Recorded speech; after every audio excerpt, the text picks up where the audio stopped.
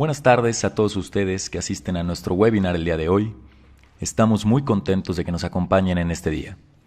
Es un honor para mí presentar a nuestro ponente de hoy, Arturo Dam Arnal, quien estudió la licenciatura en Economía en la Universidad Autónoma Metropolitana y la licenciatura en Filosofía en la Universidad Panamericana, donde también cursó la especialidad en Filosofía Política y Social, las maestrías en Filosofía, en Derecho Económico y en Ciencias Jurídicas, así como el doctorado en Filosofía.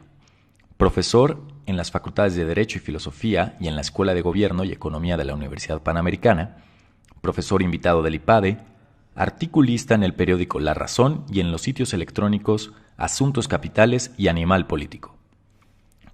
Comentarista habitual en noticieros de televisión y radio, autor de 22 libros sobre temas de economía y filosofía y coautor de otros 7.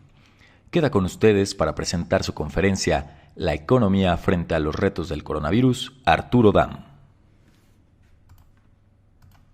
Gracias. Antes que nada quiero agradecer a Speakers México y al Grupo Lava la oportunidad que me da esta tarde de compartir con ustedes algunas ideas en torno a la situación económica por la que estamos pasando todos los mexicanos. El reto de las empresas, sobre todo quiero centrar la atención en las empresas, ante el coronavirus y sobre todo ante el efecto económico que esto está teniendo más allá de toda la parte sanitaria, que es la recesión. Lo primero que hay que tener muy claro es que estamos enfrentando dos retos.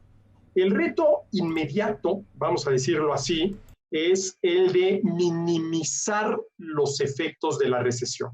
A ver, ¿de qué vamos a tener una recesión? La vamos a tener. No hay manera a estas alturas del partido de evitar la recesión, es decir, una fuerte caída de la actividad económica. Por lo tanto, el reto inmediato que tenemos es el de minimizar los efectos de la recesión y ahí vamos a considerar cuál es la tarea para minimizar esos efectos de la recesión. Práctica, el gobierno, lo que se conoce como una política económica anticíclica, pero también hay que tener muy claro cuál es la tarea que las empresas deben desempeñar para minimizar los efectos de la recesión, y esa tarea que las empresas encabezadas por los empresarios deben realizar para minimizar los efectos de la recesión es lo que yo llamo economía solidaria. ¿En qué consiste la política económica anticíclica que el gobierno debe de poner en marcha? ¿Y en qué consiste la economía solidaria que las empresas deben de practicar? Lo voy a exponer en unos minutos más. Pero ese es el reto inmediato, minimizar los efectos de la recesión. Pero una vez que hayamos salido de la recesión, y tarde o temprano vamos a salir de ella, tendremos que enfrentar el reto de reactivar la actividad económica. Es decir, una cosa es dejar de caer y otra cosa es empezar la recuperación. Y aquí lo primero que hay que tener en cuenta es que el gobierno tiene el enorme reto para reactivar la economía una vez que haya superado la recesión, de recobrar la confianza del sector empresarial.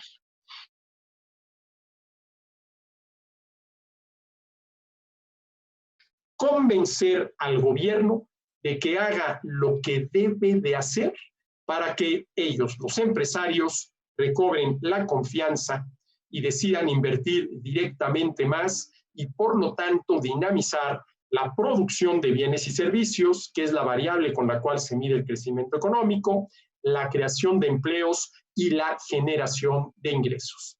Yo quiero comenzar por este punto, el punto de la confianza y en concreto de la confianza de los empresarios, que este gobierno se ha dedicado, pues vamos a decirlo así, a golpear con singular insistencia. Y todo empezó el lunes 29 de octubre del 2018, cuando de manera por demás inexplicable, Andrés Manuel López Obrador decidió cancelar la construcción del nuevo aeropuerto internacional de la Ciudad de México en Texcoco. Y digo que esa decisión fue inexplicable, porque López Obrador tenía, con relación al nuevo aeropuerto, dos opciones. La primera, no pagar y tener aeropuerto. Oye, a ver, ¿cómo que no pagar y tener aeropuerto? A ver, a lo largo de la campaña, los empresarios se cansaron de decirle a López Obrador que si a él lo que le preocupaba era desembolsar dinero del gobierno para terminar el aeropuerto, ellos, los empresarios, lo terminaban. Y en una reunión de la Coparmex, en donde se le planteó este tema a López Obrador, él dijo que sí. Dijo, a ver, si ustedes los empresarios, la iniciativa privada, están dispuestos a terminar el aeropuerto y no comprometer en ello dinero del gobierno, yo acepto. Y esa fue la razón por la cual Alfonso Romo, hasta el día de hoy, tengo entendido que sigue siendo el jefe de la oficina de la presidencia, siempre le dijo a los empresarios que estuvieran tranquilos porque el aeropuerto iba. ¿Pero qué pasó? Pues que el lunes 29 de octubre de 2018, López Obrador decidió, amparado en una consulta al pueblo, cancelar la construcción del aeropuerto, nuevo aeropuerto internacional de la Ciudad de México en Texcoco, y eso mandó una pésima señal a los empresarios. Esa era la primera opción que tenía López Obrador, no pagar y tener aeropuerto. Tener aeropuerto porque quienes estaban dispuestos a invertir lo que faltaba para terminarlo era la iniciativa privada. Y la otra opción era pagar para no tener aeropuerto. Como yo se los explico a mis alumnos en la universidad, a ver muchachos, tienen ustedes de dos sopas. O les doy la clase gratis o me pagan para que me vaya y además me reprueban. Y eligen ustedes la segunda opción. Me pagan para que me vaya y además los repruebo. Bueno, está de locos. Verdaderamente está de locos. Y esa es la opción que eligió López Obrador. Porque todavía a estas alturas del sexenio, transcurridos ya 18 meses de la administración de López Obrador, no se sabe a ciencia cierta a cuánto asciende la cantidad que el gobierno va a tener que pagar por cancelación de todos los contratos involucrados en la construcción de lo que iba a ser el nuevo aeropuerto internacional de la Ciudad de México.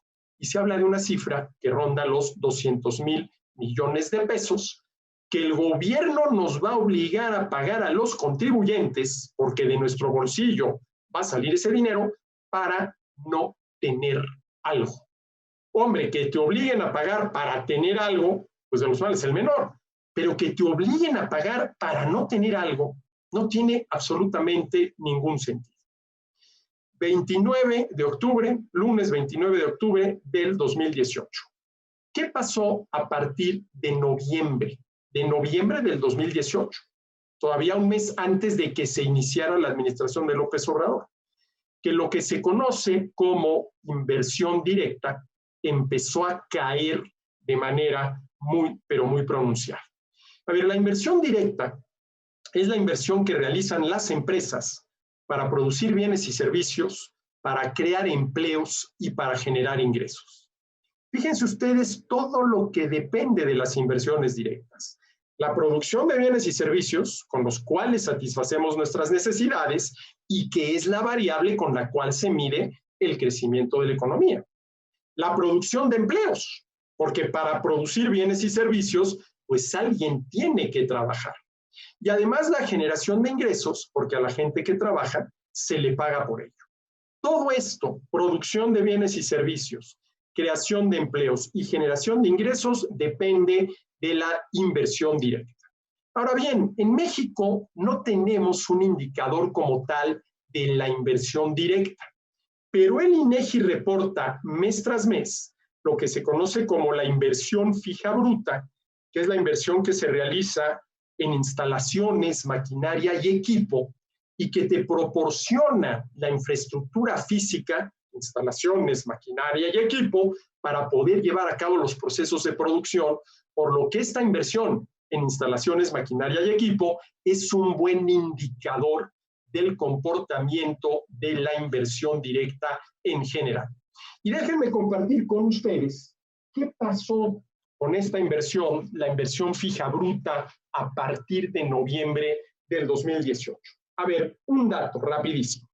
En octubre del 2018, antes de que se cancelara la construcción del nuevo aeropuerto en Texcoco, la inversión fija bruta en términos anuales, comparado octubre de 2018 con octubre de 2017, había crecido 1.5%, que ya era una cifra muy preocupante, era una cifra muy baja.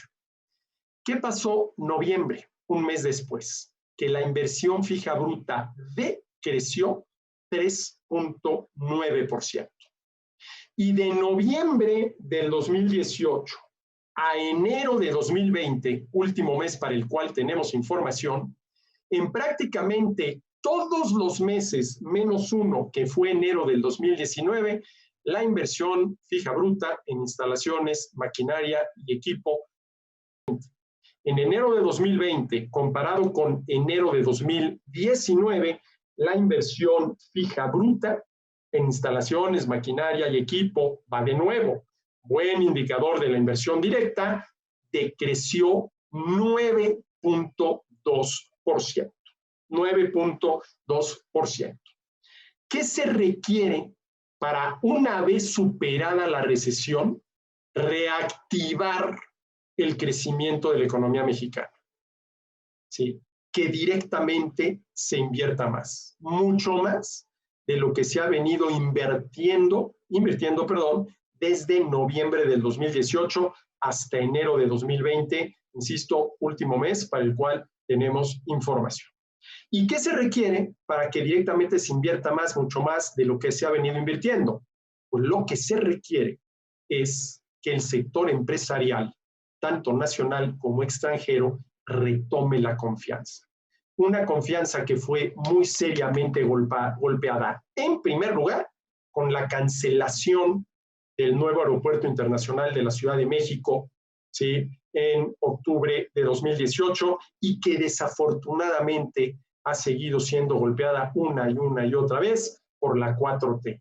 El último caso preocupante fue la consulta popular que se llevó a cabo el 21 y 22 de marzo pasado en Mexicali, para que el pueblo bueno decidiera si debía o no debía de seguir la construcción de una planta cervecera que llevaba ya un avance del 60%, en la cual se habían invertido ya $900 millones y una inversión directa total de más o menos $1,600 millones.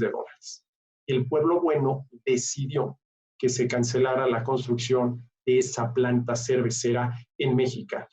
Pero lo más grave del caso es que si ustedes analizan la convocatoria que en su momento lanzó la Secretaría de Gobernación, convocando a lo que ellos llamaron un ejercicio participativo, que no era otra cosa más que la consulta popular, lo primero que se reconoce en esa convocatoria es que la construcción de esa planta cervecera en Mexicali cumplía con todas las de la ley, sobre todo en lo relacionado con el tema ecológico, que es lo que más preocupaba a mucha gente, porque se decía que el consumo de agua que iba a tener la planta cervecera iba a dejar sin agua a toda la región, etcétera, etcétera.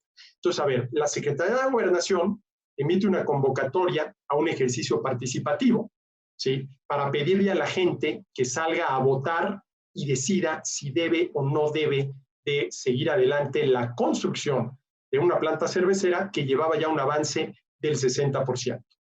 Y lo primero que se reconoce en esa convocatoria de la Secretaría de Gobernación es que ese proyecto de inversión cumple con todas las de la ley, todas. Eso es Estado de chueco. Esa es la antítesis del Estado de Derecho. Y eso genera una enorme desconfianza entre el sector empresarial. Porque, ¿qué dice el sector empresarial? Bueno, ahí tenemos una inversión directa que cumple con todas las de la ley, que el gobierno reconoce que cumple con todas las de la ley, y aún así se arma una consulta popular para que el pueblo decida si aquello debe continuar o no. Y aquí es donde empezamos a ver ciertas contradicciones, vamos a decirlo así, en el discurso de López Obrador. A ver, el sábado por la tarde aparece el presidente de la República en un discurso que duró 18 minutos con 30 segundos, en el cual presenta las acciones que su gobierno va a llevar a cabo para enfrentar de la mejor manera posible el problema económico que estamos, ¿sí?, teniendo enfrente en estos momentos. Y entre otras cosas, presenta 10 acciones que se supone van encaminadas no a ayudar a los más necesitados, a los más pobres, sino a la clase media media, a la clase media alta y a las grandes empresas. Así lo dijo López Obrador el sábado. Y entre esas 10 medidas que propone López Obrador, dice hacer valer el Estado de Derecho. Bueno, pero a ver, señor, si con su consulta del 21 y el 22 de marzo, para que el pueblo decidiera si debía o no debía de concluir la construcción de la planta cervecera en Mexicali, ¿sí?, dio usted una muestra de la antítesis del Estado de Derecho. Dio usted una muestra del Estado de chueco. Y claro, lo que se necesita, entre otras muchas cosas, para retomar la confianza de los empresarios y que una vez que topemos fondo con la recesión, estos decidan invertir directamente más para iniciar la recuperación de la economía mexicana, es Estado de Derecho. Y ese Estado de Derecho que a mí me gusta definir como el gobierno de las leyes justas.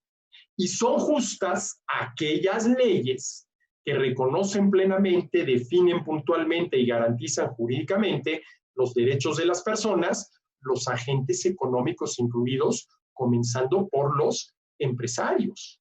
¿Y cuáles son los dos principales derechos que los empresarios tienen como tales, como agentes económicos?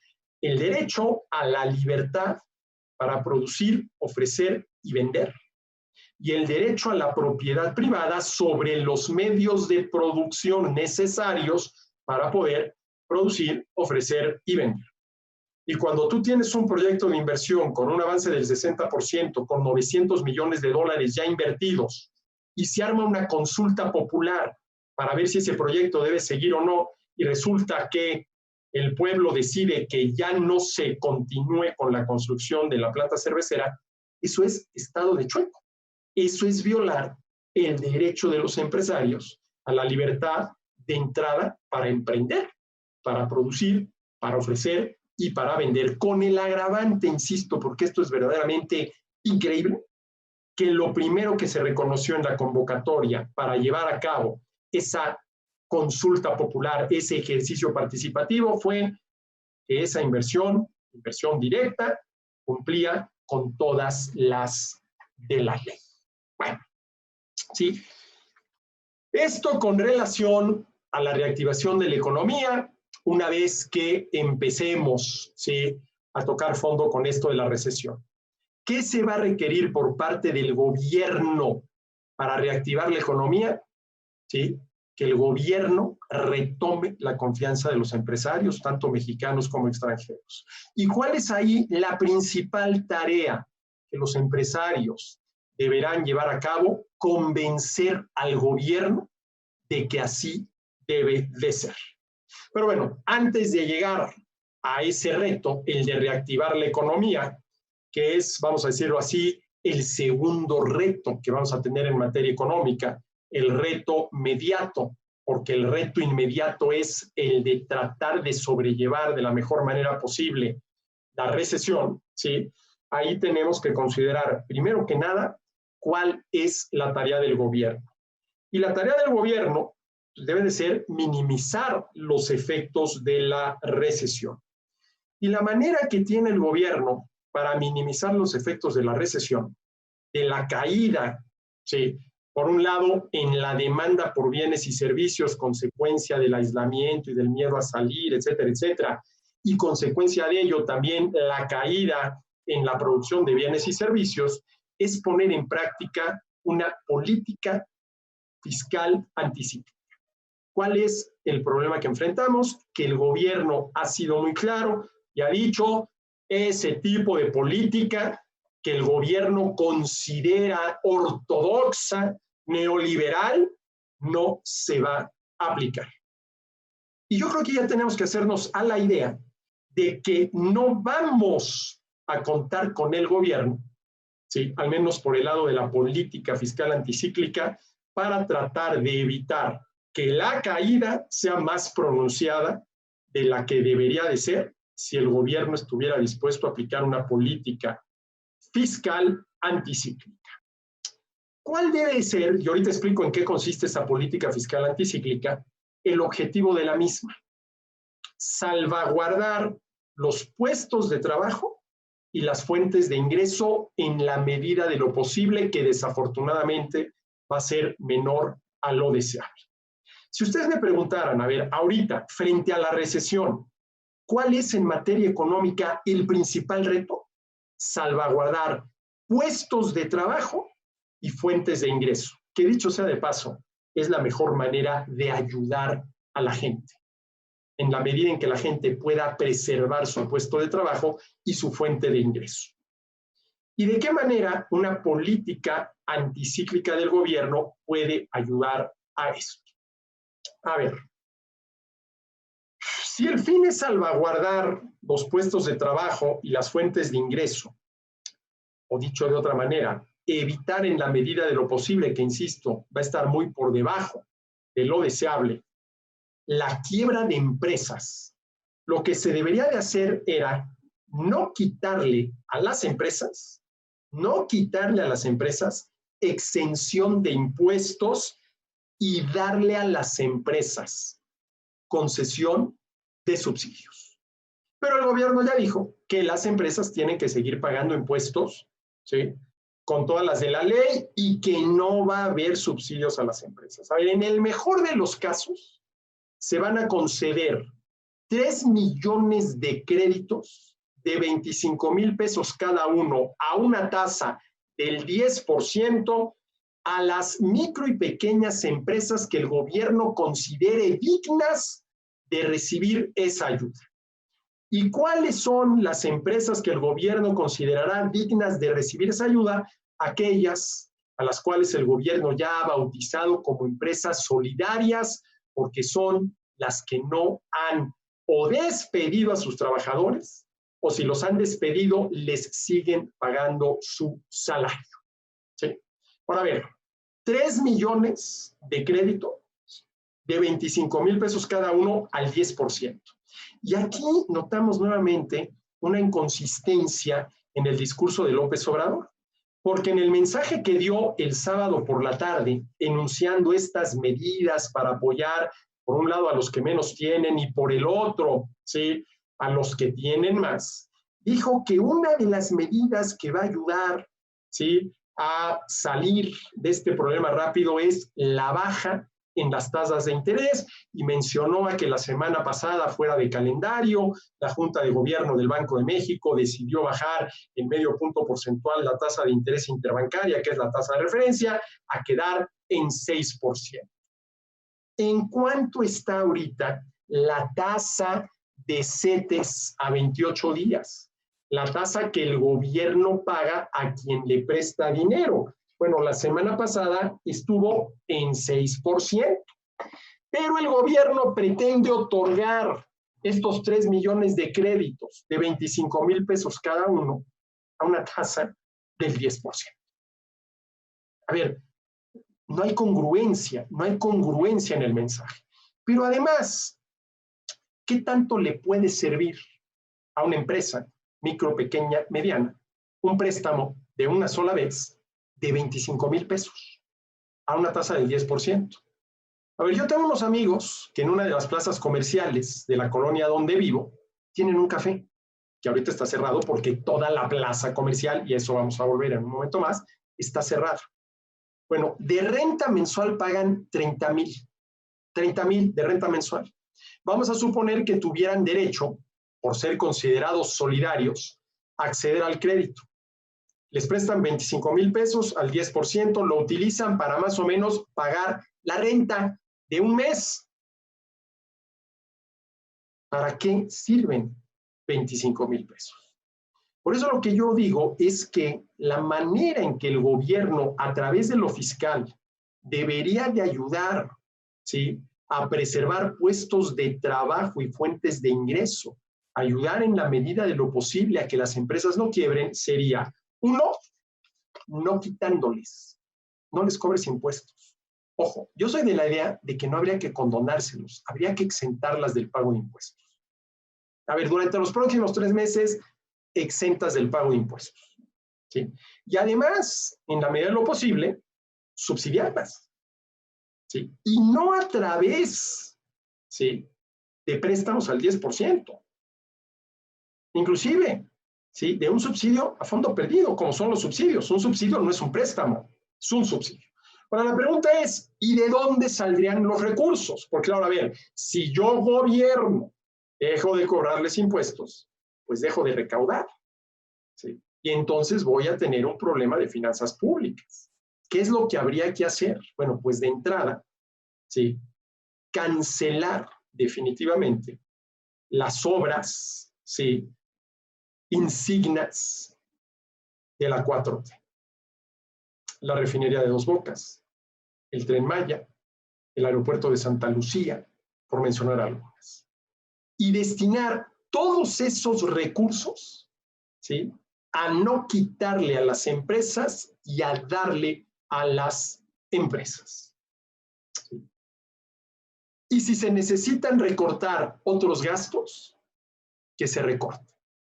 Ahora, ¿cuál es uno de los argumentos del gobierno? Dice, a ver, es que si yo cancelo la construcción, por ejemplo, de la refinería, pues toda la gente que está trabajando en la construcción de la refinería se quedaría sin trabajo. Pero a ver, ¿qué es menos malo? Y desafortunadamente estamos en una situación en la que hay que elegir, ¿sí?, entre el menor de los males. Ojalá pudiéramos elegir entre el mayor de los bienes, pero estamos en una situación en la cual hay que elegir entre el menor de los males. ¿Qué es menos malo?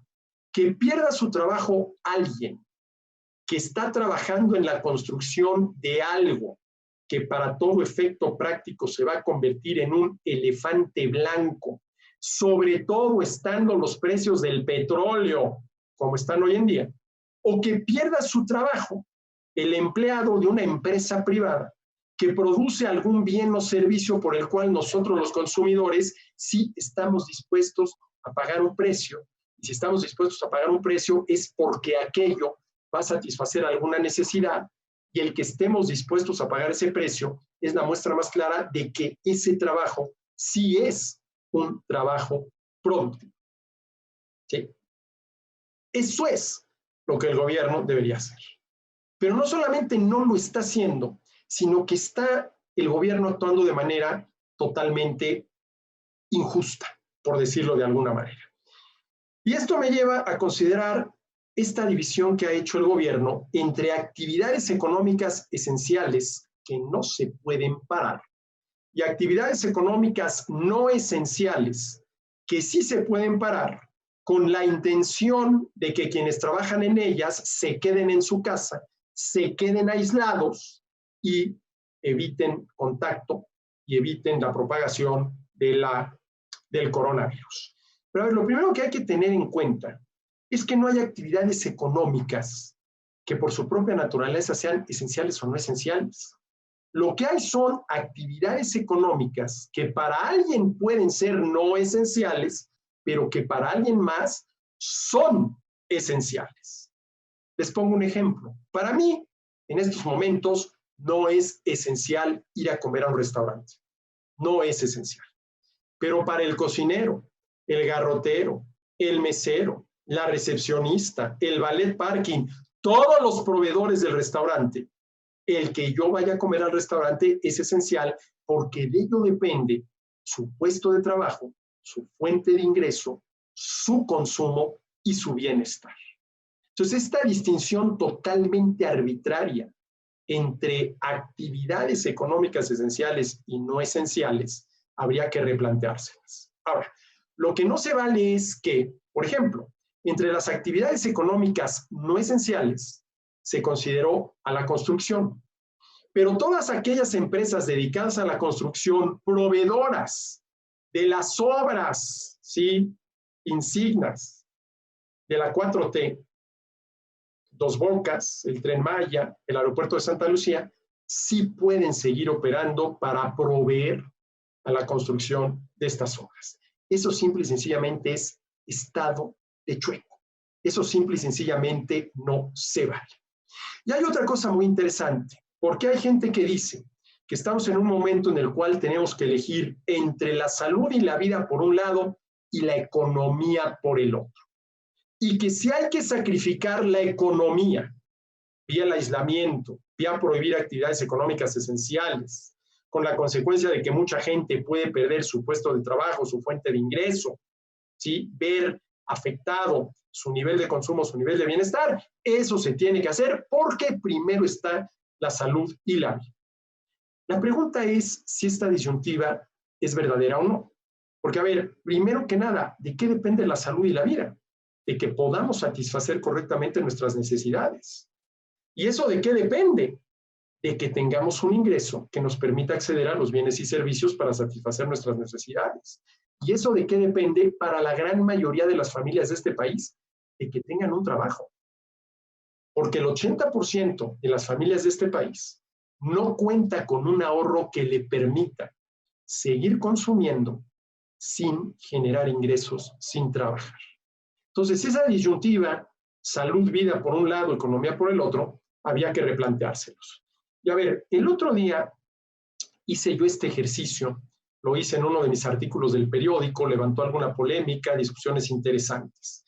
Comenzaba yo preguntándome, a ver, ¿se justifica prohibir las actividades económicas de todos para salvarle la vida a uno? ¿Cuál es la respuesta que da el sentido común?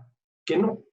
Imaginen separar toda la economía, ¿sí? Sectores esenciales o no esenciales, toda la economía para salvarle la vida a uno.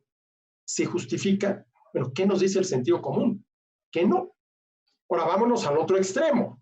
¿Se justifica prohibir la actividad económica de uno para salvarle la vida a todos? ¿Cuál es la respuesta de sentido común? Sí. Si le tienes que prohibir a alguien realizar su actividad económica y eso le va a salvar la vida a todo el resto, se justificaría. Ahora, hay quien dice que en estos dos casos, que son los casos extremos, ¿sí?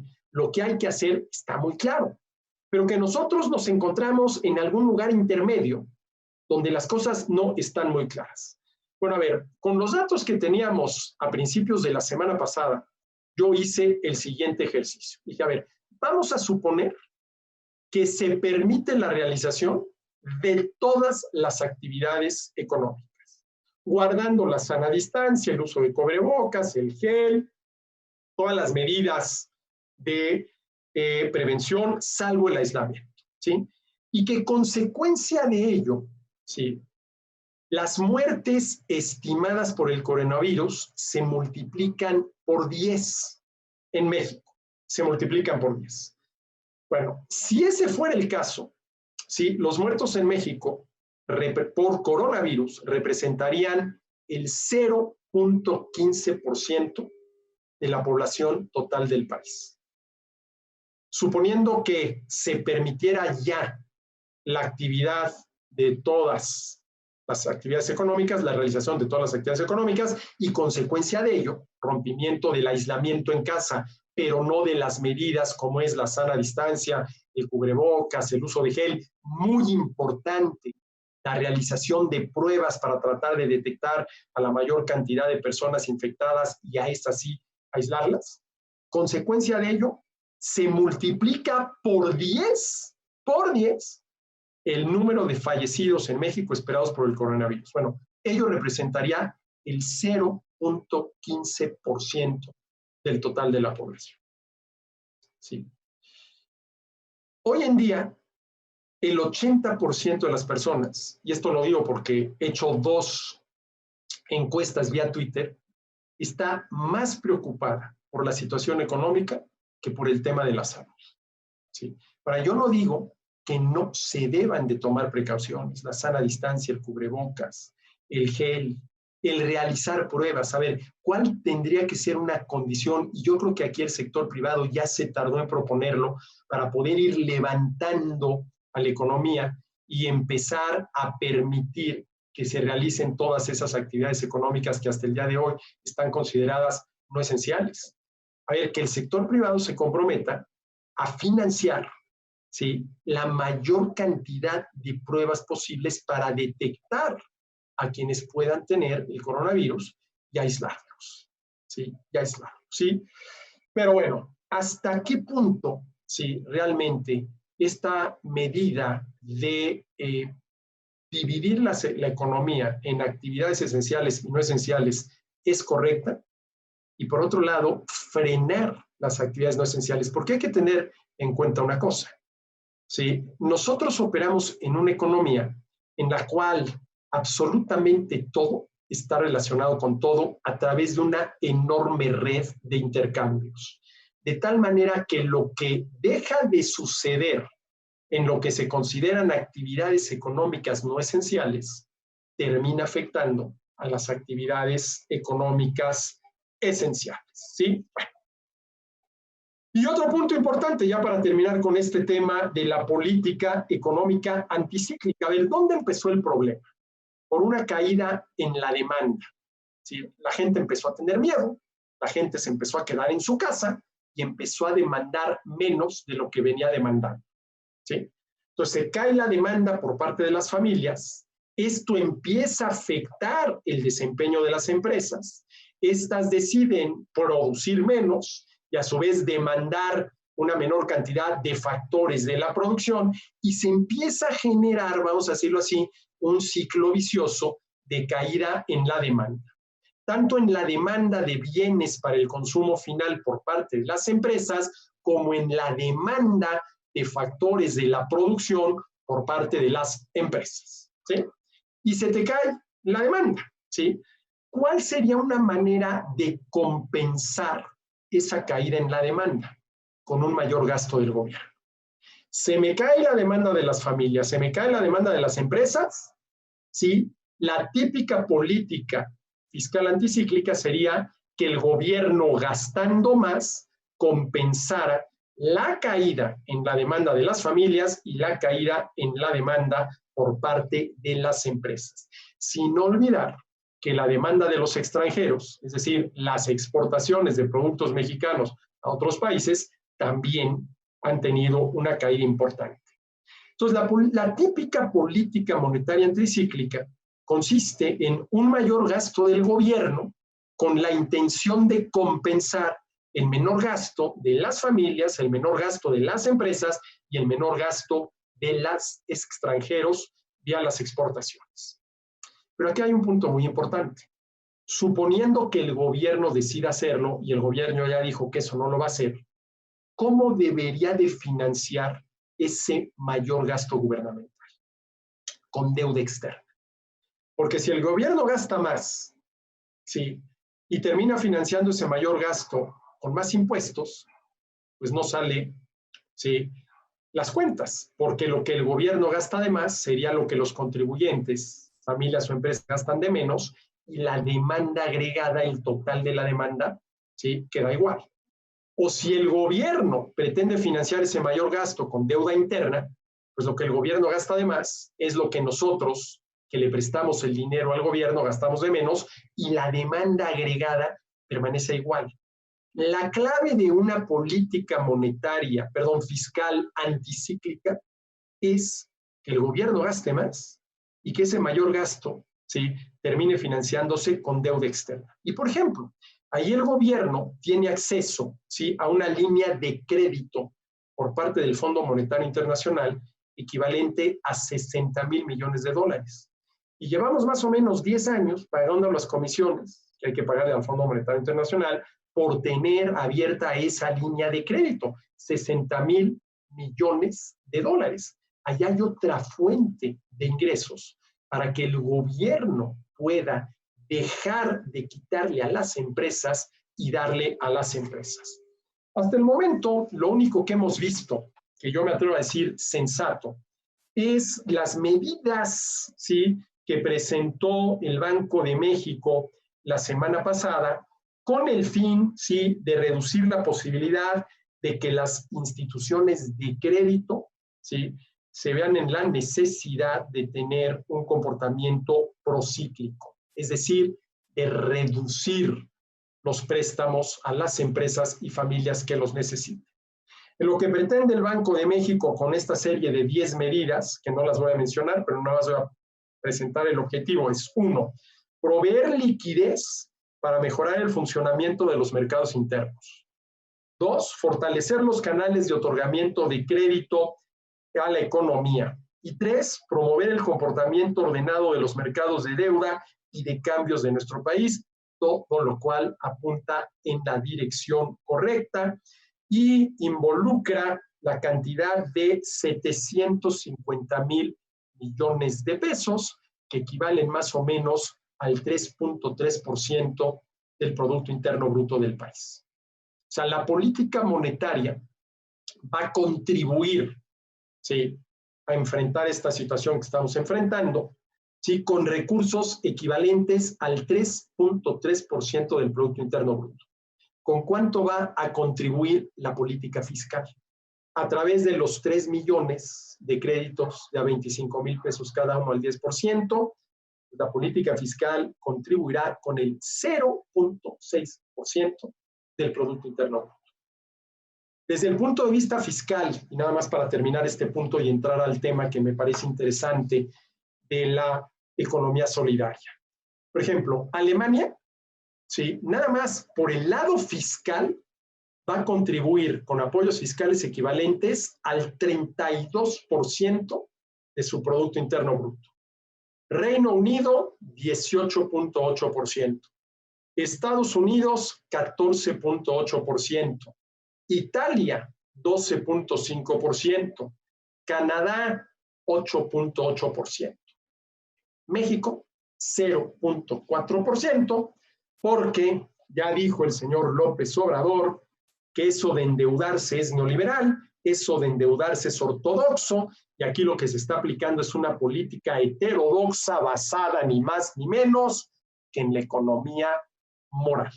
Ahora, a ver, yo soy el primero, ¿sí?, en ser muy crítico de la deuda gubernamental, pero estamos en un momento de verdadera emergencia. Para poner una analogía a nivel de la economía familiar, te quedaste sin trabajo, ya te acabaste todos tus ahorros, tienes que darle de tu familia. ¿Qué haces? Echar el paso. Porque es menos malo recurrir a la deuda a que tu familia se muera de hambre. Yo creo que en estos casos sería mucho menos malo que el gobierno recurriera al endeudamiento para con esos recursos lograr estos 2 puntos que yo he señalado ya varias veces: no quitarle a las empresas y darle a las empresas con la intención de salvaguardar hasta donde es posible trabajo y fuentes de ingreso, que no hacerlo. Ahora me dirán quienes estén enterados de las noticias, pues eso ya es lo que hizo el gobierno la semana pasada. La semana pasada la Secretaría de Hacienda anunció que contrajo deuda por 6,000 millones de dólares.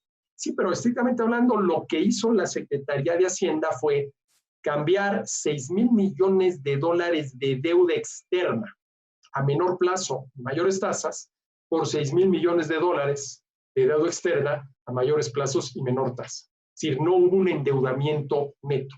Simple y sencillamente hubo una renegociación de la deuda.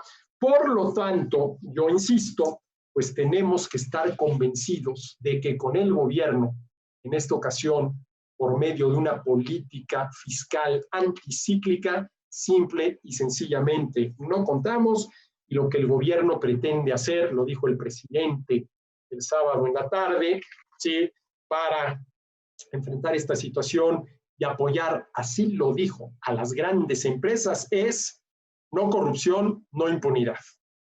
¿Sí? Menor gasto gubernamental. Habrá que ver si realmente es un menor gasto gubernamental o una reasignación de gasto de aquello que le importa poco al presidente, como parece ser el sueldo de buena parte de la burocracia, para destinar recursos a sus programas clave, que son tanto los asistencialistas como los de infraestructura, el aeropuerto, la refinería, el Tren Maya, ¿sí? 3, garantizar las libertades. 4, tener verdadero Estado de Derecho. 5, paz con justicia social. 6, no aumentar impuestos ni crear nuevos impuestos. 7, no aumentar los precios de los combustibles, ¿sí? 8, las menores tasas de interés que se están teniendo, que eso es mérito del Banco de México, ¿sí? 9, más inversión pública, ¿sí? Más inversión pública en elefantes blancos, ¿sí? Y 10, pues eso sí podría ayudar cuando entre en vigor, ¿sí? El próximo julio, la entrada en vigor del TEMEC, el Tratado Comercial México, Estados Unidos y Canadá, es decir, más de lo mismo y prácticamente ningún apoyo eficaz por parte del gobierno a las empresas, más allá, insisto, de estos 3 millones de créditos de a 25,000 pesos cada uno al 10%. Ahora, a ver, si nos queda claro que no contamos con el gobierno, ¿sí? ¿Cuál es el reto de las empresas para tratar de salir lo menor golpeadas de esta situación? Lo que yo he llamado la economía solidaria, ¿sí? Es decir, el acuerdo, hasta donde sea posible, entre proveedores, acreedores, gobierno, trabajadores y clientes. A ver, tenemos a la empresa, ¿sí? Antes de la empresa están los proveedores de la empresa, gente que no trabaja en la empresa, pero trabaja para la empresa. Y después de la empresa están sus clientes, sus consumidores, ¿sí? Y al final de cuentas, estos 3 grupos de agentes económicos, proveedores de la empresa, empresa productora de algún bien o servicio y consumidores de ese bien o servicio, pues por decirlo de alguna manera, están en el mismo lugar. ¿Qué tan fácil puede resultar llegar a acuerdos con proveedores y llegar a acuerdos con consumidores? Desde un punto de vista solidario, con la intención de que estos 3 grupos, proveedores, empresas y consumidores, puedan librarla de la mejor manera posible. Pero además, habría que considerar también a los acreedores de la empresa. ¿A qué acuerdo puedo yo llegar con mis acreedores? Y otro, ¿a qué acuerdo puedo yo llegar con el gobierno? Por ahí vemos que el camino está muy difícil, el camino está muy empinado, aquellos no quieren entrar en razón. Pero ¿hasta qué punto vale la pena, sí, intentar esto que yo llamo economía solidaria? Por ejemplo, parte de la economía solidaria me parece a mí que debería de ser que adoptáramos esta postura. A ver, comprarle a quien necesite vender, aunque nosotros no necesitemos lo comprado, y darle a quien no pueda comprar, aunque nosotros no recibamos nada a cambio.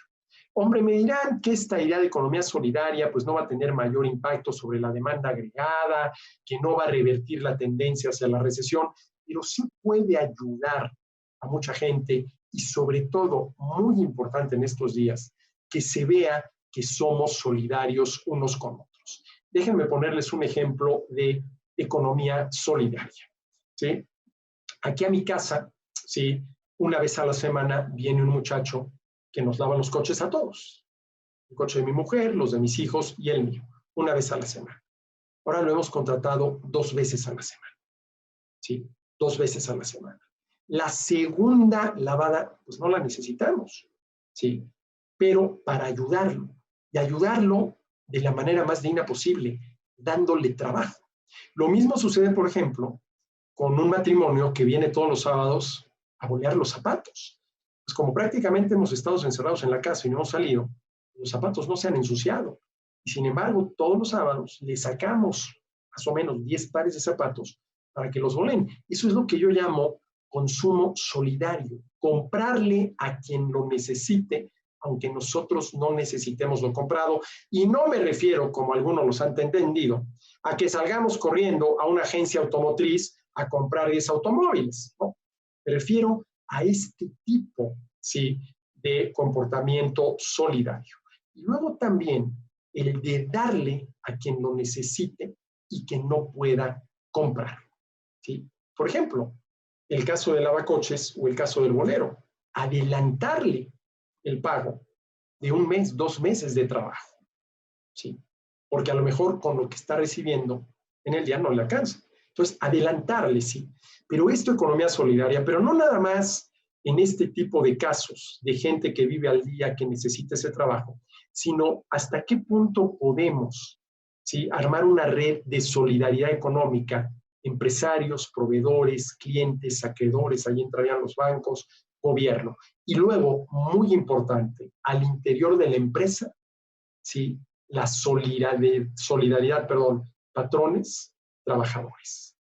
Eso es muy importante. ¿Hasta qué punto los trabajadores también están dispuestos a solidarizarse y a solidarizarse con sus compañeros? Porque vamos a suponer que se nos han caído los ingresos, ¿sí?, y tengo para pagar salarios la mitad de lo que tenía antes de que empezara el problema. Entonces, una de dos: o despido a la mitad de los trabajadores para a la otra mitad poder seguirle pagando lo mismo, o a todos los trabajadores les bajamos el sueldo a la mitad. ¿Y cómo debería de tomarse esta decisión? Yo creo que esta decisión debería de tomarse entre todos. Que el patrón les diga, a ver, antes éramos 10, teníamos 10, a cada uno le tocaba uno. Se nos cayeron los ingresos, ustedes lo están viendo, no estamos vendiendo como antes. Ya tengo nada más 5. Entonces, o despido a 5 para seguir pagándole un peso a los otros 5, o se quedan los 10 y a cada uno le pagamos 50 centavos. Yo creo que esa decisión la deberían de tomar los trabajadores. Y estoy seguro que si la toman los trabajadores, sí, la decisión va a ser solidaria. Nos quedamos todos ganando la mitad. Porque, a ver, si la vamos a tomar entre todos, vamos a suponer que vamos a armar una rifa, a ver quién se queda y quién se va. Y como no sabes si vas a ser de los que te quedan o de los que se van, pues ¿cuál es la decisión que vas a tomar? ¿Sabes qué? Nos quedamos todos, aunque por el momento tengamos que percibir la mitad del salario. Insisto, estamos en una situación, y vamos a estar más en los próximos meses, en los cuales la opción no va a ser elegir entre 2 bienes el mejor, va a ser elegir entre 2 males el menos malo. ¿Y cuál es el menos malo? El que nos permita sobrevivir, ¿sí?, para, una vez que esto toque fondo y empiece a recuperar, por lo menos estar ahí para empezar a echarle ganas. Y por último, para terminar, sí, algo que le aprendí el otro día a una colega mía, bueno, se lo oí a ella, a la doctora Virginia Aspe, en un seminario que tuvimos al respecto de esto. A ver, vamos a suponer que yo como empresario, pues simple y sencillamente ya no me alcanza para pagarle a todo el que le debo pagar. ¿Cómo debería yo de ir recortando gastos? A ver, ¿qué es lo primero que debería yo de recortar? Las donaciones. Vamos a suponer que yo donaba una determinada cantidad a una causa que consideraba buena. Donaciones. En segundo lugar, impuestos. En tercer lugar, deudas. ¿Sí? En cuarto lugar, proveedores. ¿Sí? En quinto lugar, sueldo de los ejecutivos y hasta el último, recortar el salario de los trabajadores. ¿Sí? Si yo no me alcanza, porque ya no me alcanza, y tengo que recortar gastos, si yo estuviera frente a esa opción, este sería el orden. Primero donaciones, luego impuestos. Oye, pero ¿cómo luego impuestos? ¿Sí? Luego deudas y luego proveedores. A ver, ¿con quién tengo yo como empresario mayor obligación moral? No legal, moral. ¿Con el gobierno o con mis trabajadores? ¿Con el gobierno o con mis proveedores? ¿Con el gobierno o con mis acreedores? Si a mí me preguntan más allá de las obligaciones legales que se tienen con todos estos, ¿sí?, si legalmente no puedo cumplir porque ya no me alcanza, entonces creo yo que la decisión hay que tomarla desde el punto de vista moral. Y a mí me queda muy claro que sobre todo por el comportamiento que ha tenido el gobierno, ¿sí?,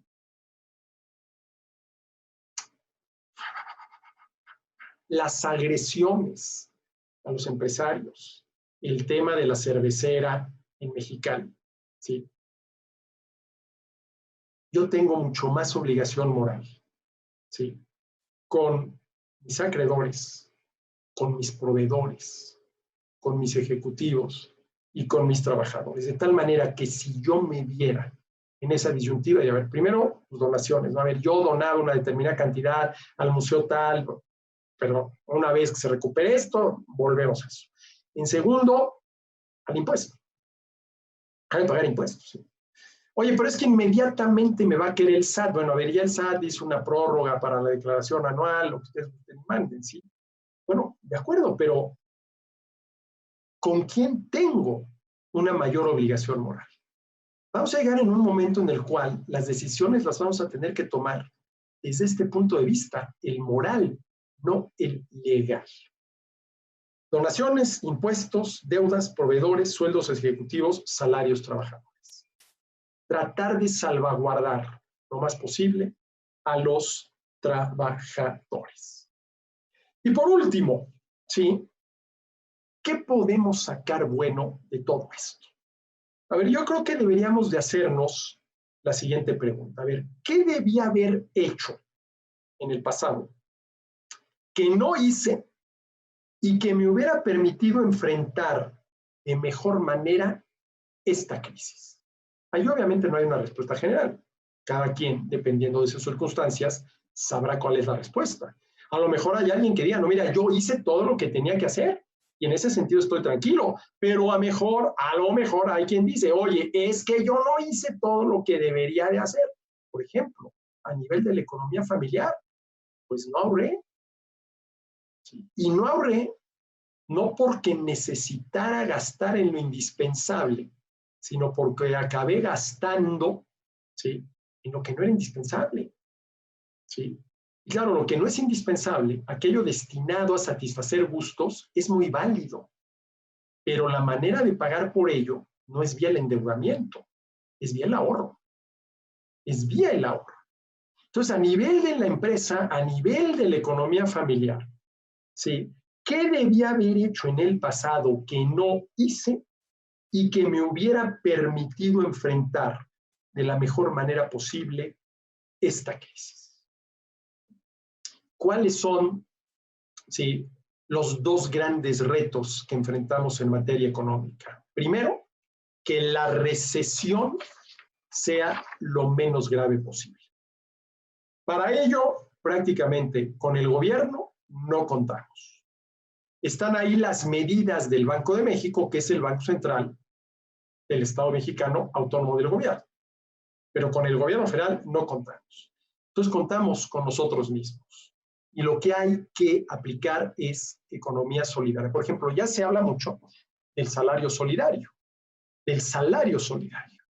¿sí? Ese es el reto inmediato. ¿Cómo hacerle para que la recesión, ¿sí?, sea la menor posible? Ojo, tomando en cuenta que la recesión ya la traíamos del año pasado. El año pasado, la economía mexicana decreció 0.1%. Este año podría llegar a decrecer, las estimaciones van entre el 6 y el 10%. ¿Sí? Miren, no quiero ser alarmista, pero yo siempre he considerado que lo primero que hay que hacer para adelgazar es pararse frente al espejo y reconocer que uno tiene unos kilitos de más. Este año no nos va a llover sobre mojado, nos va a diluviar sobre inundado. ¿Sí? Porque con todas las malas decisiones de política económica que ya nos afectaron el año pasado, ¿sí?, el terreno ya estaba muy mojado y en algunos lados a punto de inundación. ¿Sí? Y la economía solidaria por parte de los empresarios. Y luego, el enorme reto que tiene el sector empresarial. El convencer al gobierno de que mientras no recupere el sector empresarial mexicano y extranjero la confianza, no se va a invertir, ¿sí?, la economía no va a crecer, no se van a crear empleos suficientes, no se van a crear fuentes de ingresos suficientes, y de seguir por este camino, ¿sí?, pues vamos a acabar este sexenio con algo que, quiero yo pensar, a López Obrador debería quitarle el sueño, un número de pobres mucho mayor de aquel con el cual inició esta administración el 1 de diciembre del 2018. Pues estas son las reflexiones que yo quería compartir con ustedes. Les agradezco mucho, ¿sí?, esta oportunidad que me dan de compartir con ustedes. Agradezco muchísimo a Speakers México, a Grupos Lava, esta oportunidad. Y si hubiera preguntas, comentarios, y yo tuviera la respuesta, y sobre todo si hay tiempo y ánimo, yo encantado. Muchísimas gracias. Arturo, muchas gracias por este tiempo que nos regalas, por el análisis que has hecho desde meses antes de que el presidente López Obrador tomara posesión del gobierno hasta el día de hoy. Y pues efectivamente, ¿me escuchas bien ahí? Ahí ya te escucho bien, Ricardo, ya. Perfecto. Ya tenemos preguntas que nos han ido llegando al WhatsApp. Entonces, si te parece bien, empiezo por la primera. Claro, gracias. Escribe Pablo Aguilar desde Puebla. Dice, ¿qué podemos esperar sobre el precio de la gasolina ahora que pase esta cuarentena? A ver, el precio de la gasolina ha bajado pues porque se ha caído la demanda, ¿sí? Una de las grandes ventajas de esto es que yo llevo prácticamente 5 semanas sin cargar gasolina. Todavía me queda medio tanque, ¿no? Entonces, una vez que empiece se levante la cuarentena y la actividad económica empiece a volver a la normalidad, bueno, pues yo creo que la demanda por gasolinas va a empezar a crecer y el precio de las gasolinas va a aumentar. Por aquí la pregunta interesante es, no tanto por el precio de las gasolinas, sino por el precio del petróleo, ¿no? El precio del petróleo. La pregunta es, oye, a ver, ¿pero por qué si el precio del petróleo está tan barato? ¿Por qué podríamos pensar en que la demanda de gasolinas podría aumentar? Porque, a ver, el petróleo es uno de los factores de la producción para producir gasolinas, pero el costo de la gasolina no está determinado nada más por el precio del petróleo, hay muchos otros. Eso es lo primero que hay que tomar en cuenta. Y luego, hay que tener muy claro que el precio de cualquier bien o servicio se determina por la relación entre la oferta y demanda de ese bien o servicio en su mercado, no por el costo de producción. Claro que el precio tiene que ser suficiente para que quien produce, ofrece y vende ese producto recupere su costo de producción, sí, pero el precio no está determinado por el costo de producción. Si estuviera determinado por el costo de producción, ninguna empresa perdería, porque los precios no podrían ubicarse por debajo del costo de producción, y vaya que hay casos de esto, ¿no? Entonces, yo creo que una vez que se empiece a abrir la economía, se empiecen a incorporar las actividades arbitrariamente consideradas no esenciales y empiece a aumentar la demanda por gasolinas, el precio de la gasolina va a recuperarse, sin duda. ¿A cuánto va a llegar? Ahí sí que no lo sé. Perdón, soy economista, no adivino, pero de que se va a recuperar, sin duda alguna sí se va a recuperar. Muchas gracias. Tenemos otra pregunta más. Esta es anónima y dice, ¿qué opina de los créditos personales que están ofreciendo la mayoría de los bancos hoy en día? ¿Serán una ayuda o una trampa? A ver, la pregunta es la siguiente. Si no te queda otra más que acceder a ese crédito para satisfacer necesidades básicas, ¿qué haces? Ese es el tema. Insisto, vamos a tener que tomar decisiones, no entre de 2 opciones la mejor, sino entre 2 opciones la menos mala, ¿no? A ver, si no me queda otra más que recurrir a ese crédito, por ejemplo, para tratar de salvar el negocio o para tratar de mantener un cierto nivel, el mínimo de bienestar en mi familia, ¿yo qué haría? Pues tendrías que recurrir a él, ¿no? Tendrías que recurrir a él. A ver, esta es una ocasión en las cuales, a ver, el crédito bien usado es un bien. El crédito mal usado puede ser un mal. Pero si a ti no te queda otra, por ejemplo, para salvar tu negocio o para que tu familia satisfaga sus necesidades básicas, más que recurrir al crédito, ¿qué haces? Recurrir al crédito, ¿sí? Recurrir al crédito, ¿sí? Ahora, yo espero que aquí los bancos también caigan en la cuenta de esto que yo he llamado la economía solidaria. Economía solidaria, ¿sí? Es decir, no sería este el momento de tratar de cobrar la máxima tasa de interés posible, sino la tasa de interés que permita recuperar los costos de otorgar ese crédito. Eso podría ser, ¿sí?, un elemento de economía solidaria. A ver, yo voy a cobrar el precio, independientemente de qué produzca, de qué ofrezca y de qué venda, que me permita recuperar mi costo de producción para poder seguir operando, para poder mantener estos puestos de trabajo y estas fuentes de ingreso. No es este el momento, ¿sí?, de tratar de cobrar el mayor precio posible. Ahora, aquí hay un tema interesante. Vamos a suponer que tienes 10 empresas dedicadas a la producción del bien X, y ese bien X compite entre sí, y que por lo que estamos viviendo, ¿sí?, 5 de esas empresas cierran, y las otras no tienen la capacidad de aumentar su producción para poder compensar, ¿sí?, lo que dejaron de producir las 5 empresas que cerraron. Entonces, en ese caso, ¿cómo se van a ajustar los mercados? Se van a ajustar los mercados vía un aumento en el precio, ¿sí? Y ojo, un gravísimo error que cometería el gobierno sería, si esto empieza a darse, empezar a controlar los precios. Eso sería un gravísimo error, porque si el gobierno impone un precio máximo que no alcanza para que los productores, oferentes y vendedores recuperen su costo de producción, el efecto de ese precio máximo va a ser una mayor escasez y un mayor perjuicio para los consumidores. Esto es algo muy importante. Es otra de los puntos que hay que vigilar del gobierno, ¿sí? Si empiezan a escasear ciertos productos porque empresas quebraron y las que quedan no tienen la capacidad para compensar con mayor producción lo que dejaron de producir las que cerraron y los precios empiezan a aumentar, un gravísimo error por parte del gobierno sería imponer precios máximos. Imponer precios máximos, ¿sí? Entonces, si no me queda otra más que recurrir a un crédito para salvar a la empresa o para satisfacer las necesidades básicas de mi familia, yo creo que la respuesta está muy clara, ¿no? Hay que recurrir a él. Y esperando esta actitud solidaria por parte de los bancos. Gracias, Arturo. Tenemos más preguntas que siguen llegando.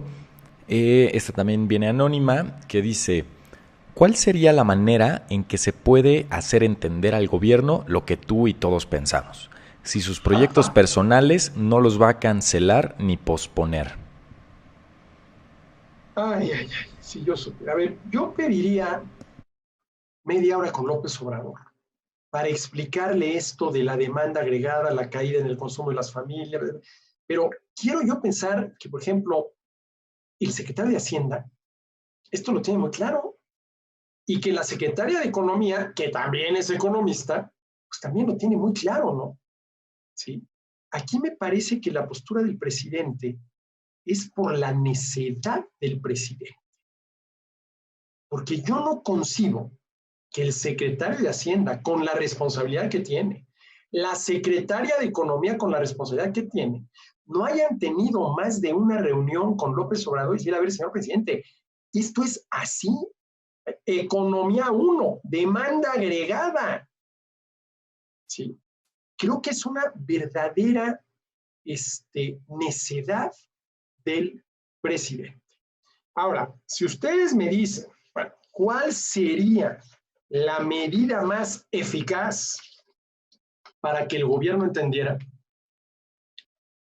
Y si dicen que yo lo dijo, lo mantengo, dejar de pagar impuestos. Dejar de pagar impuestos.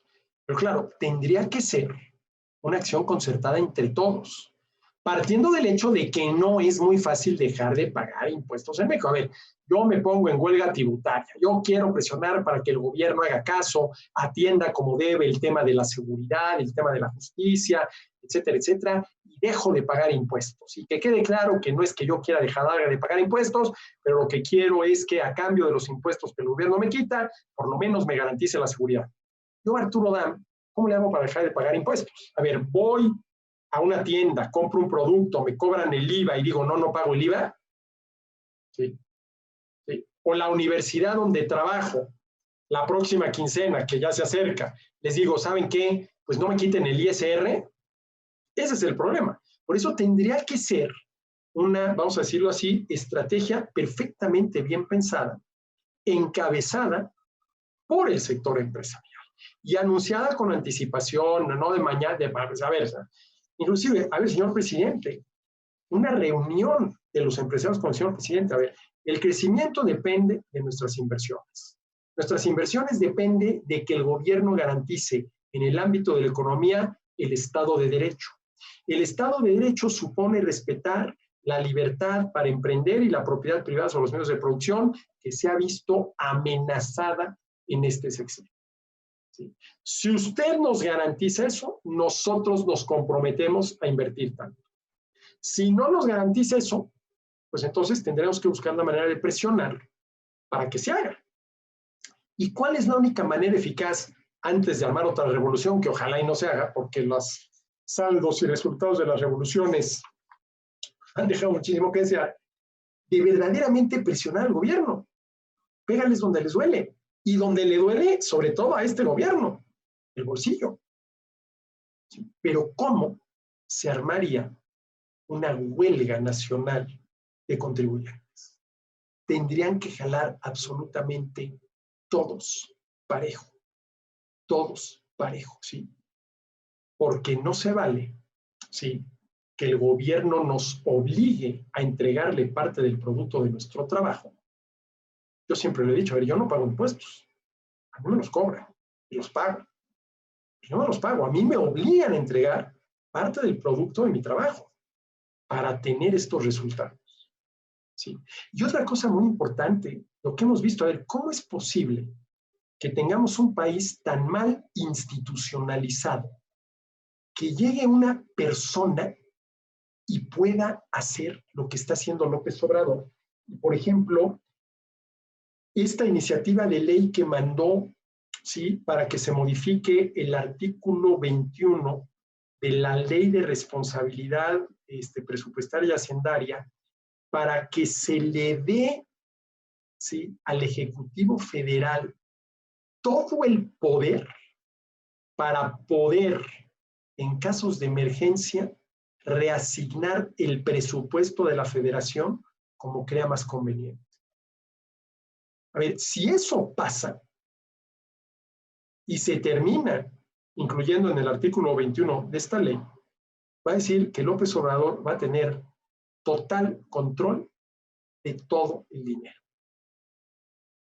Y si el presidente tiene total control de todo el dinero, tiene el control total de todo. ¿Sí? Yo no sé si ustedes están conscientes de esto, pero ya está la propuesta ahí. ¿Sí? Eso es gravísimo. A ver, hay una serie de previsiones en la ley que dice, a ver, ¿qué se debe de hacer si los ingresos no alcanzan para cubrir el presupuesto? Eso está perfectamente bien establecido en la ley. ¿Qué hay que hacer? ¿De dónde habrá que tomar recursos? Etcétera, etcétera. Pero lo que López Obrador quiere es que, en caso de emergencia económica, claro, ahí lo primero tendríamos que decir, bueno, definir emergencia económica. En caso de emergencia económica, que se le dé al Ejecutivo Federal todo el poder para poder reasignar todo el presupuesto, ¿sí?, de egresos de la Federación como él considere adecuado. El control total del dinero en la política es el control total de todo. El que controla todo el dinero, lo controla todo. Se acabó la división de poderes. Se acabó la división de poderes. Entonces, bueno, volviendo a la pregunta original, a ver, ¿cómo se le puede hacer para presionar al gobierno? Y esto yo lo he pensado mucho, lo he pensado desde sexenios anteriores. ¿Cuál es la manera más? ¿Cuántas marchas ha habido aquí en la Ciudad de México por el tema de la inseguridad? Desde aquella cuando López Obrador era, sí, jefe de gobierno de la Ciudad de México. ¿Y qué ha pasado en materia de seguridad? ¿Estamos mejor? No, estamos peor. ¿Cuál es la manera de presionarlos? La huelga de contribuyentes. Y además tenemos toda la autoridad moral, aunque legal se nos puede venir cualquier cantidad de problemas, para hacerlo. Porque ¿cuál es la primera condición que se tiene que cumplir para que el ciudadano tenga la obligación moral, más allá de todo lo legal, de pagar impuestos? Tener un gobierno honesto y eficaz. Sobre todo en tema de seguridad y justicia. Y este gobierno, pese a todas las promesas que hizo, y probablemente por el motivo por el cual muchos votaron por él, no está cumpliendo. Perdón. ¿Alguna otra pregunta, Ricardo? Sí, Arturo, tenemos aquí ya más preguntas y voy a hacerte un par que tengo aquí que van en relación al tema que acabamos de tocar, que tiene que ver con el gobierno. Y dice, ¿qué tan viable y posible crees que los estados salgan del pacto fiscal para hacer uso de sus propios recursos para incentivar la economía? A ver, es viable, ¿sí? Yo no sé si este sea el momento adecuado, pero hay quien dice, bueno, si no es este, ¿cuándo, no? Ahora, a ver, no es salirse del pacto federal, es salirse del pacto fiscal. ¿Y cuál es el pacto fiscal? Que hay ciertos impuestos, el IVA y el impuesto de la renta, que recauda la federación. Pero claro, lo recaudan los estados.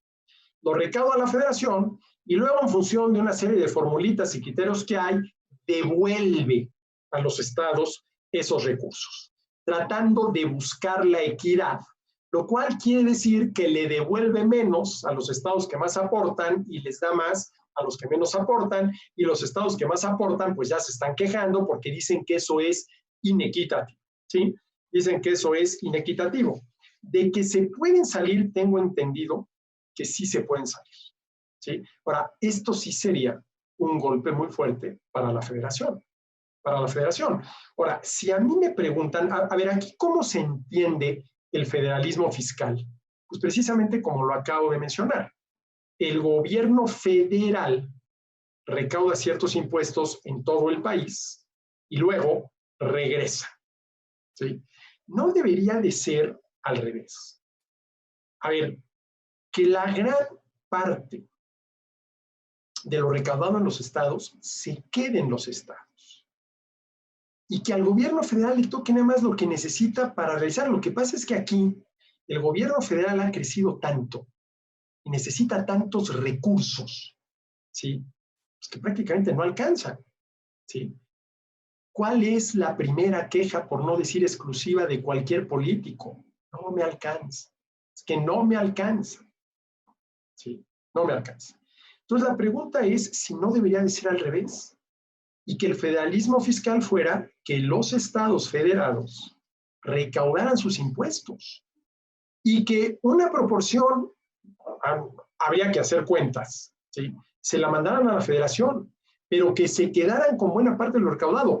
Eso generaría, por ejemplo, competencia tributaria entre distintos estados. A ver, yo quiero atraer inversión privada, pues aquí cobramos menos impuestos que en el estado de junto. Y entonces empiezas a poner a competir fiscalmente, tributariamente a los estados, lo cual creo yo que sería muy, pero muy saludable. Claro que eso supondría, ¿sí? Y eso va a estar muy difícil porque no lo van a soltar tan fácil, vamos a decirlo así, repensar la tarea del gobierno federal. A ver, para una persona, ¿cuál gobierno debería de ser el más importante? El que tiene más cerca. Por ejemplo, en los estados, el gobierno municipal. Y en la Ciudad de México, ¿sí? Los gobiernos de las alcaldías. Pero ¿cuál es, sin duda alguna, el gobierno más importante? El federal. A ver, ¿no habremos aquí, de décadas atrás, ¿sí?, generado una especie de gigantismo con relación al gobierno federal, al grado de que pareciera ser que es el único que importa, el que decide todo lo demás, al que le tienen que rendir pleitesía los gobiernos estatales, municipales, etcétera, etcétera? Tal vez valdría la pena replantear esto, pero con personajes como López Obrador encabezando el gobierno federal, pues eso va a estar muy difícil, ¿no? Pero se podría empezar por esta rebelión de algunos gobernadores de algunos estados que ya están muy inconformes porque dicen nos quitan mucho y nos regresan poco, ¿sí? Que dicho sea de paso, pues es la queja que cualquier ciudadano podría hacer en contra de la redistribución del ingreso, ¿no? Oye, ¿por qué me quitas parte de mi ingreso para dárselo a alguien más? ¿Por qué nos quitas buena parte del ingreso tributario que se generó en el Estado para dárselo a otro Estado? ¿Sí? En fin, eso es lo que tendría yo que decir al respecto. Gracias, Arturo. Y bueno, referente a esta cuestión de los gobiernos estatales, tenemos una pregunta de Jordi Sanz desde Dallas, Texas. Ujú. que pregunta si un gobierno estatal puede contratar deuda con un organismo internacional como el Fondo Monetario Internacional.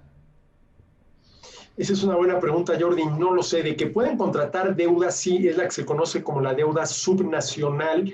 Y estoy casi seguro que sí también lo pueden contratar con organismos internacionales. No sé la respuesta. Si nos dejas por ahí tu correo, te lo averiguo, pero de que pueden contratar deuda, sin duda alguna. Es lo que se conoce como la deuda subnacional.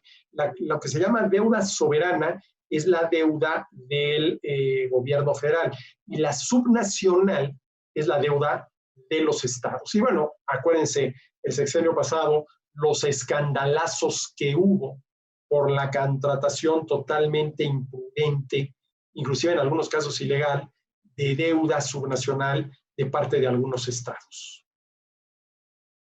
Gracias, Arturo. Tenemos ahora ya una pregunta un poco diferente, esta viene desde casa y quieren saber cuál es tu perspectiva de la inserción de negocio de reuniones, conferencias y eventos presenciales en lo que resta del 2020. Bueno, yo creo que esta va a ser la opción, ¿no? Y es una opción maravillosa porque, a ver, como yo siempre digo, ¿no? Aislados pero conectados, ¿no? Aislados pero conectados es una opción buena, es una opción que en situaciones actuales nos permite seguir trabajando, nos permite seguir ofreciendo este servicio que yo creo que hoy en todo lo que tiene que ver análisis económico, análisis político, análisis obviamente relacionado con el tema de la salud es muy importante.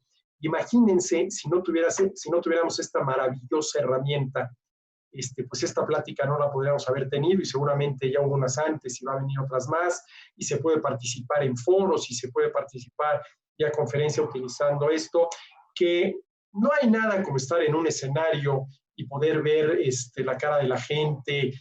Eso es maravilloso, ¿no? Lo mismo con las clases. Yo soy profesor universitario y no he dejado de dar una sola clase, pero no hay nada como estar en el salón de clase, ver la cara de los alumnos, que las puedes ver por aquí, pero no es lo mismo el ambiente del salón de clase, el ambiente de un salón de conferencias, que es algo muy, muy especial, no hay con qué sustituirlo, pero yo siempre he pensado de lo menos lo más, y esto sin duda alguna que es una herramienta maravillosa para poder tener este tipo de eventos que, pues bien vistas las cosas, no tendrían por qué frenarse, nada más cambiar del evento con la presencia real a con la presencia virtual. Y recuerdo, no sé por qué me viene ahorita a la mente esta frase de un amigo mío, él la aplica mucho al ámbito del deporte, pero creo que se puede aplicar a cualquier ámbito de la acción humana, ¿no? Dice, yo nunca pierdo, o gano o aprendo.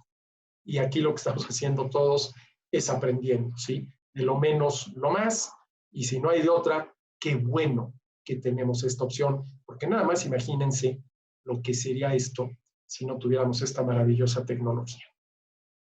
Gracias, Arturo, y muchas gracias por estar sumado a esta iniciativa y por compartir con nosotros a través de esta herramienta. Tenemos un par de preguntas más y si me permites, ya para Y antes claro, de terminar, nos pregunta Juan desde Durango, ¿cómo es que el gobierno va a financiar los gastos gubernamentales después de la pandemia? Sobre todo si el presidente sigue aferrado a sus proyectos insignia, como tú antes mencionabas. bueno, a ver, eso es muy interesante. A ver, al gobierno se le viene un serio problema de finanzas públicas, porque se le van a caer los ingresos. Yo ya quiero ver el próximo reporte de finanzas públicas con los resultados al mes de abril, que dará a conocer la Secretaría de Hacienda los primeros días del mes de mayo, y seguramente vamos a ver una caída muy importante en la recaudación de impuestos. Por el otro lado, ¿no? Ustedes recordarán que el lunes antepasado el precio de la mezcla mexicana de petróleo de exportación estuvo en menos $2.37. Hay gente que dice, no, eso es imposible, un precio no puede ser negativo. No, claro que sí. Un precio es negativo cuando tú, oferente de algún bien o servicio, le pagas a alguien para que se lo lleve. O sea, ya no hay quien te pague para que se lo vendes. Entonces, si no tienes dónde almacenarlo o almacenarlo te sale muy caro, le pagas a alguien para que se lo lleve, ¿no? El precio del petróleo, ¿sí? Que se presupuestó para todo este año, promedio todo el año en $49 el barril, está en 7, 8 dólares el barril. Por ahí hay los ingenuos que dicen, bueno, pero está el tema de las coberturas petroleras que son seguros, que le garantizan tanto a Pemex como a la Secretaría de Hacienda, ¿sí?, un determinado nivel de ingresos por concepto de petróleo, sí, pero esas coberturas cubren el 15-20% de la producción y de la exportación, no lo cubren todo. Es decir, al gobierno se le viene un problemón en materia de ingresos. López Obrador ya dijo, no me voy a endeudar. También ya dijo, no va a haber ni nuevos impuestos ni más impuestos. Afortunadamente, tampoco puede recurrir al Banco de México para que éste produzca dinero y se lo dé y lo gaste. Entonces la pregunta es, si no te vas a endeudar, si no vas a aumentar impuestos, si no puedes recurrir al Banco de México y se te caen los ingresos, ¿qué es lo único que te queda si realmente quieres cumplir con no me voy a endeudar y no voy a aumentar impuestos? Recortar gastos. ¿Sí? Recortar gastos. Y esos gastos no van a ser, eso nos queda muy claro, ni en la refinería, ni en el aeropuerto, ni en el tren. Van a ser recortes de gastos, sí, ilegales, inconstitucionales, como los que hemos visto, que yo no sé a dónde quiere llegar López Obrador con estos recortes a las remuneraciones de los funcionarios públicos, ¿no? Un 25% de recorte al salario de subdirectores para arriba, ya no van a tener aguinaldo, lo cual es total y absolutamente contra la ley, ¿no? Entonces, ¿qué va a suceder si se les caen los ingresos, ¿sí? Tienen que recortar gastos y siguen, no creo exagerar al utilizar esta palabra, pauperizando, ¿sí?, a la burocracia gubernamental? ¿Sí? ¿Qué va a pasar? Se les va a venir, ¿sí?, un problema. Y si ustedes me preguntan qué va a pasar, aunque ha dicho que no, ¿sí?, van a aumentar los impuestos. Y ojo, ¿sí?, el tema de las afores. El tema de las afores. La semana pasada, un diputado de Morena, senador o diputado de Morena, pues ahí pasó como un buscapiés. Oye, ¿qué pasaría si pasamos todas las afores al Banco del Bienestar? No, hombre, inmediatamente Mario Delgado dijo que no, que como creen que eso ahorita no pasaba, seguramente fue buscapiés, pero hoy en la mañana, en la mañanera, López Obrador dijo, vamos a esperar a que pase este tema de la pandemia, la recesión, para analizar el tema de las afores. Dijo, sí, ahí hay dinero. A ver, ya se echó el 50% del fondo de contingencia, ¿sí? Ya echó mano de los fideicomisos, ¿sí? Ya echó mano hasta donde pudo del sueldo de los burócratas, ¿sí? ¿Podrá echar mano de las afores? ¿Podrá, sí, querrá quitarle la autonomía al Banco de México?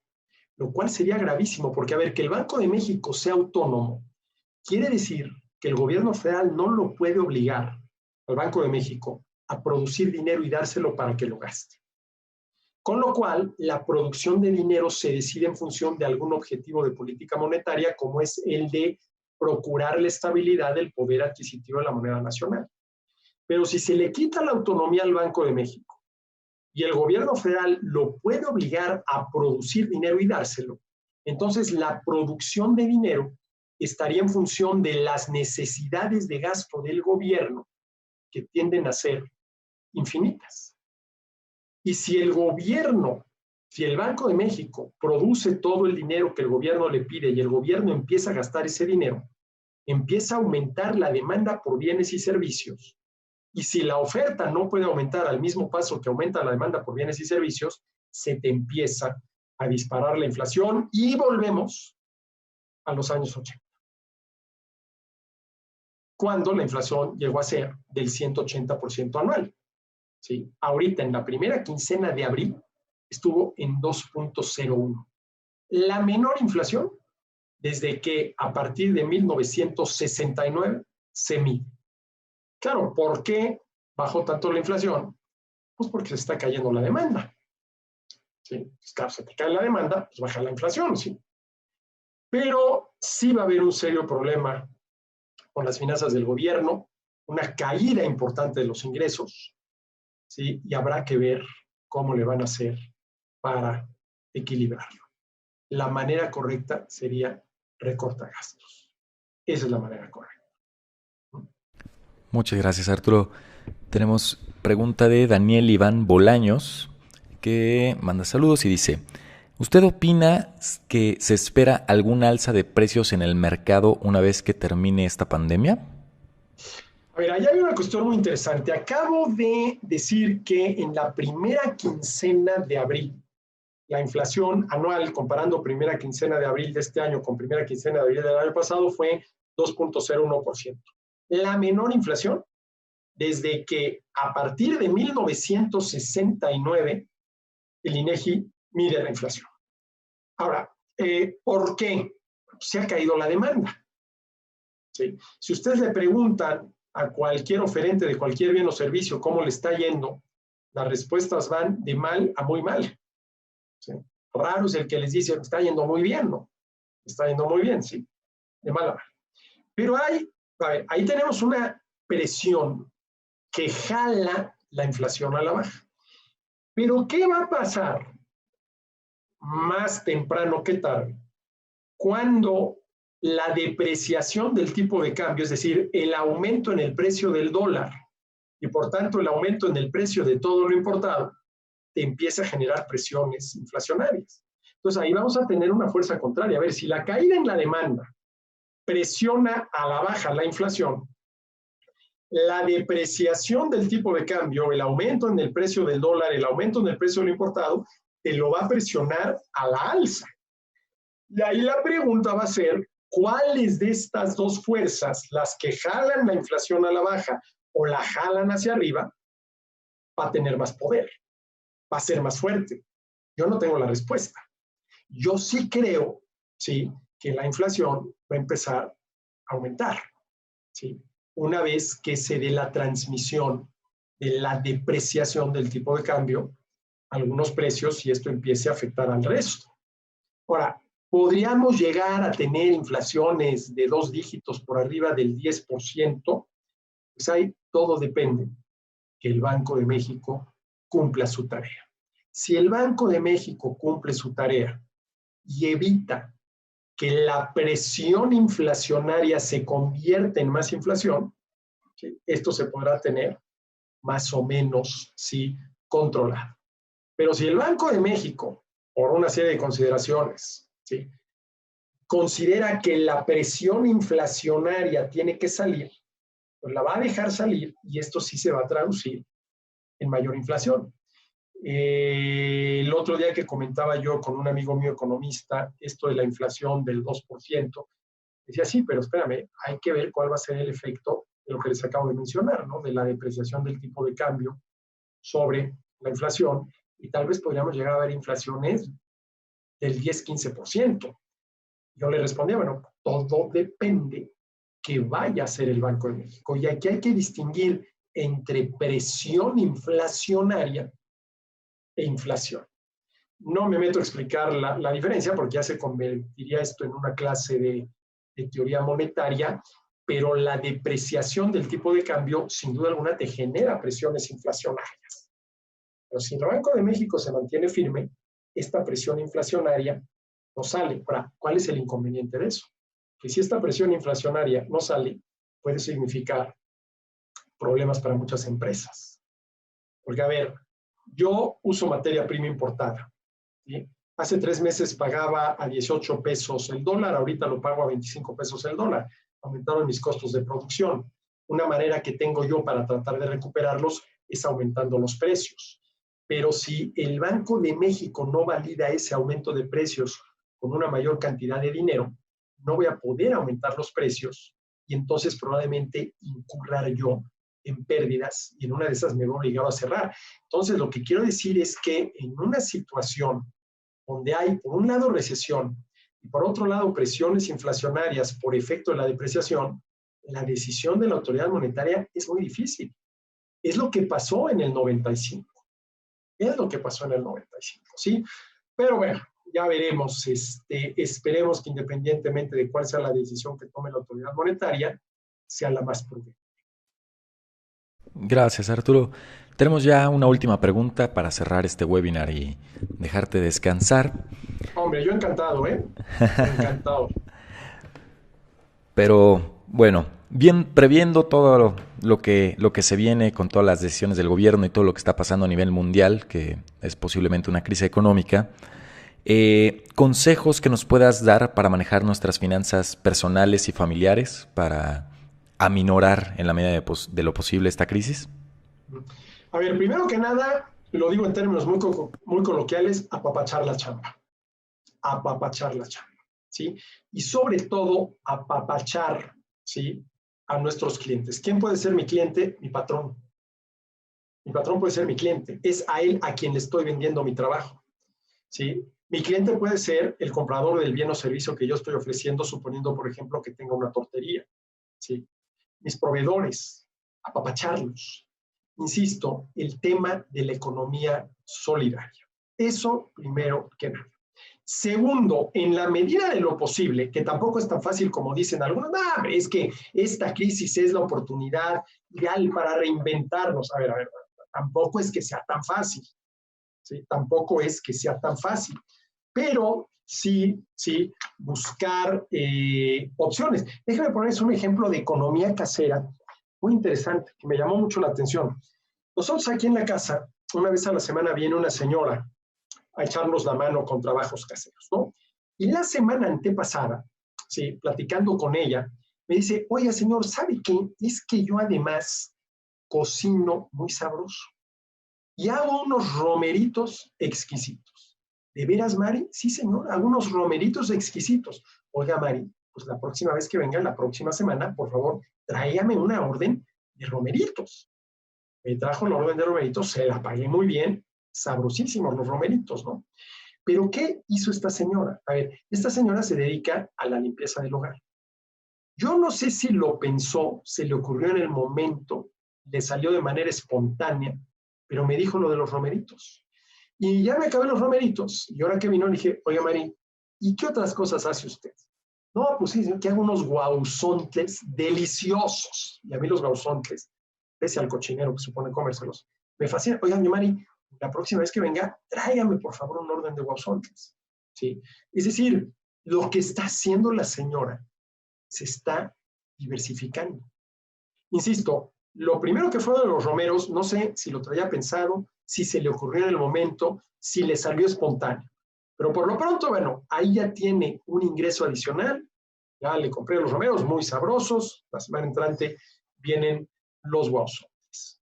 Tratar de diversificarnos, a ver, ¿qué más puedo hacer? ¿Qué más puedo hacer? Otra cosa muy importante, ahora sí, distinguir entre lo estrictamente necesario y lo que solamente se quiere. No, es que mira, ahorita que estamos encerrados, pues es que este es el momento de darnos un gusto, de darnos un lujo, aunque tengamos que echar el tarjetazo. Si tienes que echar el tarjetazo, que sea para satisfacer necesidades básicas, no para darte gusto. Distinguir entre lo que verdaderamente se necesita de lo que solamente se quiere, se tiene un gusto y posponer aquello. Cuidar mucho, por ejemplo, en la casa, ¿sí? El consumo. El tema, por ejemplo, del desperdicio de esto, a ver, y en las empresas también, ¿no? Y sobre todo, a nivel de la empresa, tratar de mantener hasta donde sea posible, porque yo ya me he enterado, hay un par de casos que la cosa se ha puesto un tanto cuanto fea, el diálogo, el contacto, un ambiente, aunque sea difícil, porque sí, las cosas están muy tensas, de cooperación entre patrón y trabajador. Entre patrón y trabajador, al final de cuentas, ¿sí? La empresa son los dos, no nada más el empresario. La empresa es del empresario, pero la empresa, la organización funciona gracias a los dos. Y sobre todo, bueno, buscar la manera, insisto, de esta economía solidaria, de que a lo mejor hay que estar dispuestos a ceder algo hoy para no perderlo todo. Y si cedemos algo hoy y no perdemos todo y rescatamos algo, pues cuando esto toque fondo y empieza a recuperarse, tendremos ya ese algo del cual partir, lo cual será más fácil que tratar de partir de cero. Esas serían las recomendaciones muy lógicas que yo tendría yo que darles. Muchas gracias, Arturo. Muchas gracias por el consejo. Yo me voy a quedar muy pendiente de ver qué tal estaban esos guauzontles que te llegarán esta semana. Sabroso. Esperemos los guauzontles muy ricos. Y pues no nos queda más que agradecerte por tu valioso tiempo, por esta hora y media que nos acabas de regalar aquí en este webinar para Speakers México y Grupo Lava. Recordarle a las personas que nos escuchan que pueden contratar tu conferencia para su empresa, ya sea presencial en el futuro o virtual desde ya, para que la impartamos de la misma manera en la que se acaba de llevar el día de hoy. Y pues, Ricardo, muchas gracias. Muchísimas gracias a todos los que asistieron, a Speakers México, a Grupo Lava. Muchas gracias. Cuídense.